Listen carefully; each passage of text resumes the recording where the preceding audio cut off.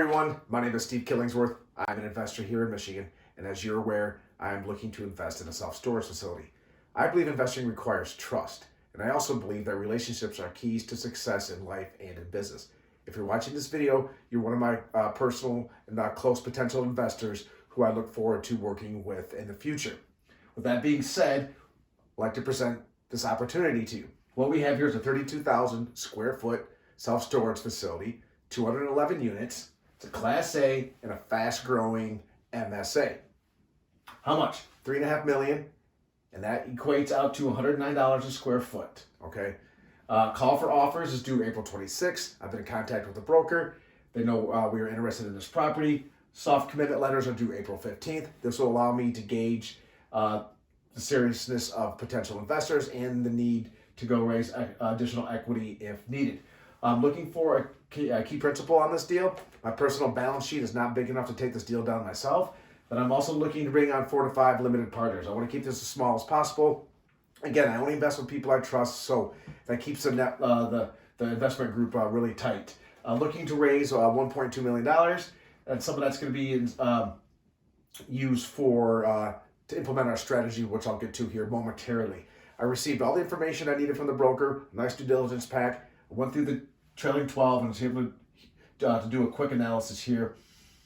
Effective gross income of $334,000, expenses of $211,000 leaves us with NOI of $123,000, and then a 5 cap that gives us a valuation of about $2.5 million. Okay, 5 caps.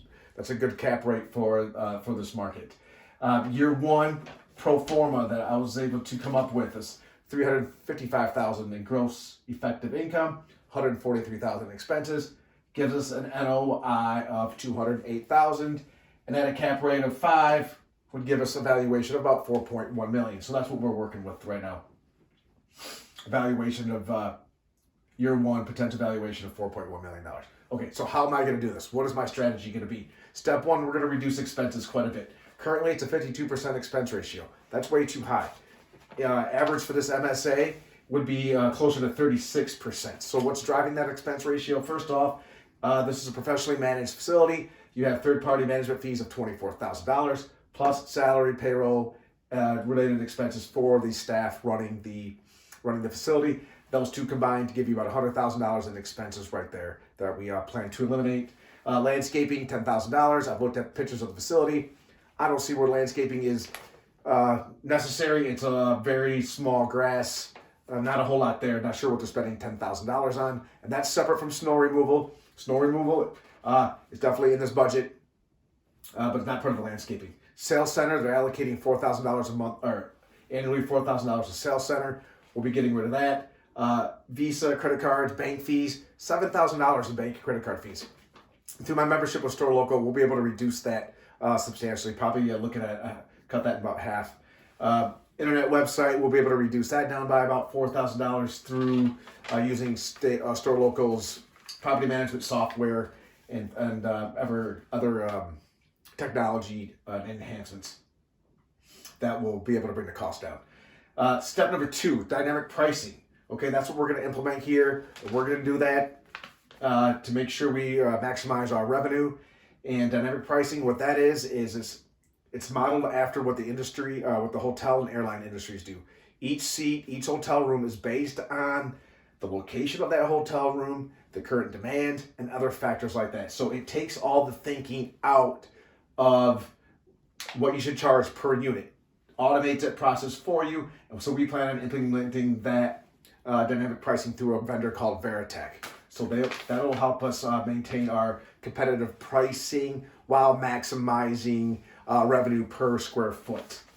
Step 3 of our strategy will be implementing our technology strategy. And what does that mean? That means we'll be implementing and installing no-key wireless doors.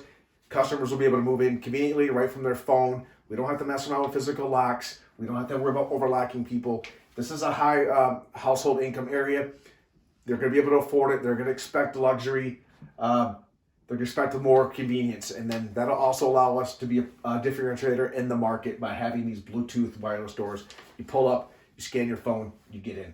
That's a cost of about $250 to $300 a door, but we'll be able to recoup that by having through a marketing of more secure the technology, easier customer access, and higher overall customer satisfaction, which will all translate to the top line revenue growth. Also, step 4 would be part of our marketing strategy. We'll be actively involved in the community. I'll be out there for the first year of the deal. I have the ability to work remotely.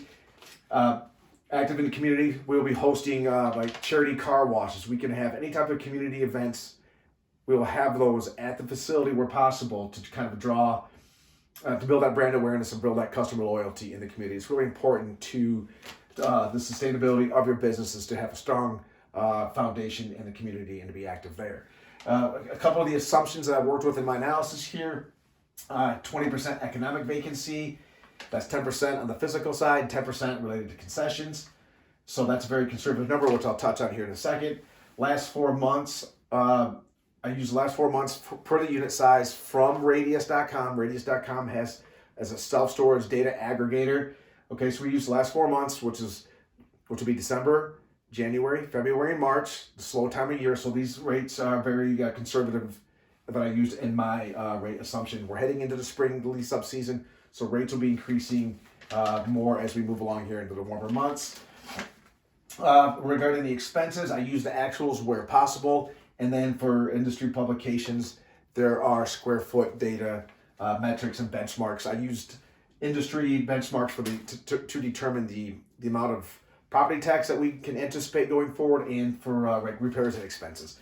And other things, I used the actual where possible in the expense analysis.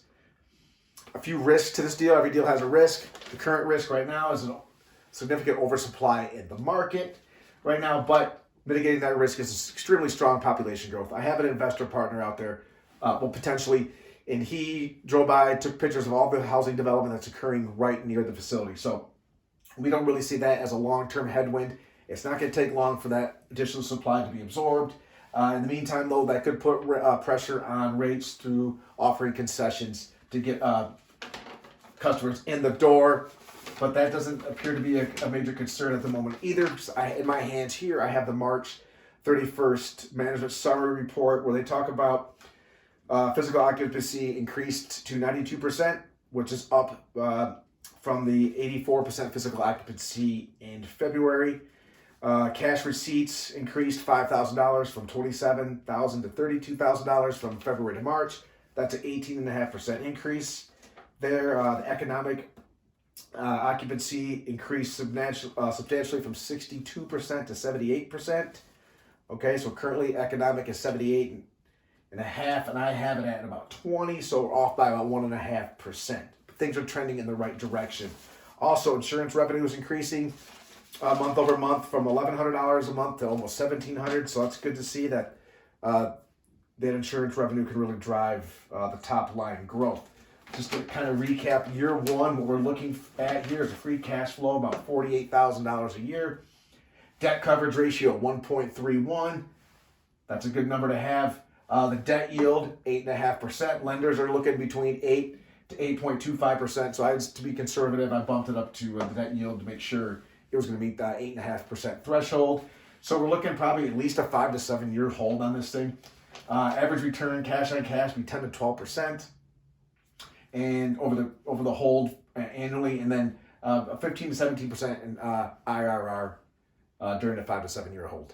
So if you're interested, you'd like to learn more, please email me at steve@heliosinvesting.com. You can call me at 517-449-2686. I also take text messages. This is a really sweet little deal. I'm excited for it. I'll be making an offer soon, and look forward to working with you in the future. Have a great day.